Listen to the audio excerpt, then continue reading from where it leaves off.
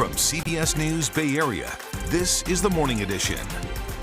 The state of Florida is firing back at claims from California officials that migrants who were flown to Sacramento didn't know where they were going. The new video Florida just released and how California's Attorney General is responding. Amanda. Plus, San Francisco could be putting the brakes on new cannabis shops in the future. The explanation from city officials this morning. And many of you in San Jose should get ready to pay even more for your water. We break down that big hike coming to you soon. Darren. And there's still some rain off the coast this morning, Amanda. It's not coming over us. But what we are going to experience are the cooler temperatures thanks to this pattern. I'll show you what that means for daytime highs Bay Area wide. Coming up.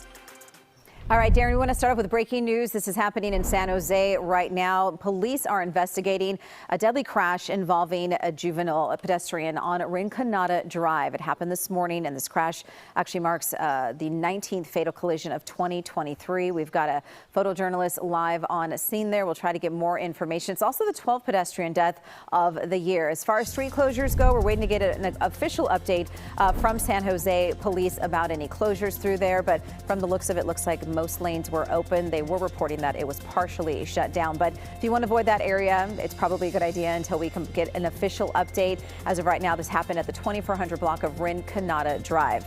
All right, other than that, if you are getting ready to hit the roadways early this morning, Bay Bridge Toll Plaza metering lights are on, and it's already busy for commuters heading over into San Francisco, out of the East Bay, through Oakland, Emeryville. That's where we're seeing bulk of those brake lights, and it's busy into the Altamont Pass, windy as well this morning. So 49 minutes from 205 over towards 680. If you're taking Highway 4, that's a busy start also. 35 minutes already westbound Antioch over to Hercules. Now, if you're taking the San Mateo Bridge, lanes are open following an earlier big rig crash, but traffic is a little slow as you head towards 101. Amanda. Let's look back outside on this Wednesday morning. Thanks so much for joining us. We're seeing a little bit of a sunrise here from our camera looking out across the bay in San Francisco.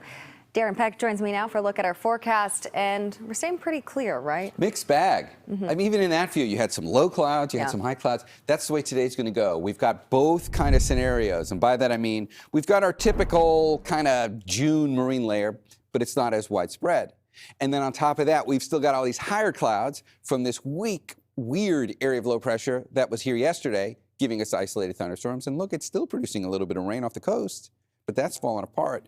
There is no rain in our forecast today, but what we do have is cooler than average temperatures. Let's look at the Tri-Valley as our example. That's a live look out over Dublin and Pleasanton. And when we put the numbers on there, 57 degrees right now for Pleasanton, but going forward, the temperatures stay below average. You could easily be hitting 90 degrees over here for daytime highs this time of year. 80 would be the average. But when we look at Pleasanton throughout the day, warmest that number's getting up here is low 70s. That trend applies Bay Area wide. We're all staying below average. There's going to be a little bit of a warming trend as we go towards the weekend, especially for those inland valleys. But you don't notice it a whole lot. Pleasanton, your numbers maybe go up to the mid 70s. That's why we're doing this. Look at that beautiful spin still parked over California. So we get the cool air from it. But the reason why we're not getting the thunderstorms today is because the center of that low has moved just enough farther to the east. We're no longer right in the center of it. That's where we were yesterday. That thing was right over us, and that's why we had those isolated thunderstorms. I'll show you what this looks like for everybody's forecast coming up in a bit in the 7-day microclimates. For now, Jocelyn, over to you.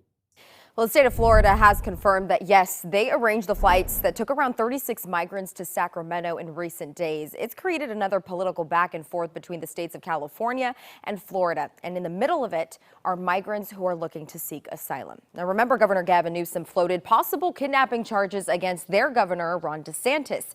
Well, Florida's Division of Emergency Management claims the migrants got on the planes voluntarily.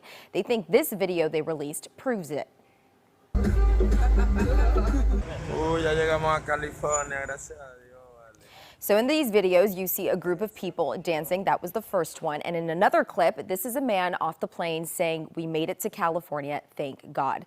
There's also a clip where someone appears to be asking a group of people if at any point they were treated poorly, in which they respond, no, they were treated very well. The state of Florida issued a statement that the migrants gave verbal and written consent to be flown to California. And you can see video there of people holding some kind of paperwork. Well, California Attorney General Rob Bonta has a different story. He says he's had conversations with migrants that could lead to criminal charges. Many did not know. I know that for a fact. They told me they did not know. They did not know they were in Sacramento until they were in Sacramento. Sort of kidnapping and the crimes that are related are a category that we're looking at. Well, Newsom's spokesperson issued this statement saying in part, quote, "This is exploitative propaganda and that the Florida governor is small and pathetic." If you remember, we also spoke with an organization who was helping the migrants who just arrived in Sacramento. We spoke to them yesterday and they told us the migrants didn't know where they had landed and that they just had the clothes they were wearing. Now, there are groups on the ground in Sacramento giving migrants a place to stay. Amanda. Let's look at our other top stories now. The Vatican says Pope Francis will be undergoing surgery this afternoon. He will be getting treatment on an intestinal blockage. The Pope is expected to be hospitalized for several days. Now, earlier today, the Pope did speak at the Vatican before heading to the hospital, as he does on Wednesdays. He looked to be in good spirits there. Fremont police are updating us on the 3 people found dead in an apartment. They say a mother killed her 2 children before killing herself. They were found at the Victoria Park Apartments Monday on Inglewood Common. Investigators say the children were a 1-year-old boy and 4-year-old girl. Police have not announced a cause of death yet, but said they found a knife at the scene. Absolutely tragic. Well, the San Francisco Board of Supervisors voted unanimously to halt new cannabis retail permits. They say it's because of a saturated market here and a tough business climate. It's still pending a vote. The pause would then go into effect 30 days after that. According to city data, there are 33 permanent shops, 15 temp ones, and 32 medicinal shops. The SF Board of Supervisors has also voted to not designate the historic Castro Theater's seats as a landmark. The decision removes the wording to add the seats as landmark status. So that now paves the way for another Planet Entertainment to remove those orchestra seats and add removable ones to host live events. That's a look at your top stories. Okay, take a look at this. What do you think is happening here, and where do you think this would even be happening? It's at a school district meeting, and it's hard to imagine, but this all-out brawl with people throwing punches, you see police even in riot gear here, and swinging batons, was outside a school district in Southern California. As Lori Perez reports, school administrators were debating LGBTQ instruction when tensions just exploded outside.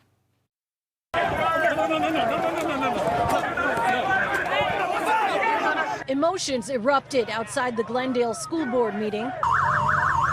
Protesters came face to face, but could not be farther apart on the issue of how gender and sexual identity should be taught in schools, if at all. A hot button issue across the nation. The temperature rose. Police took at least 1 person into custody and declared an unlawful assembly to clear the crowd.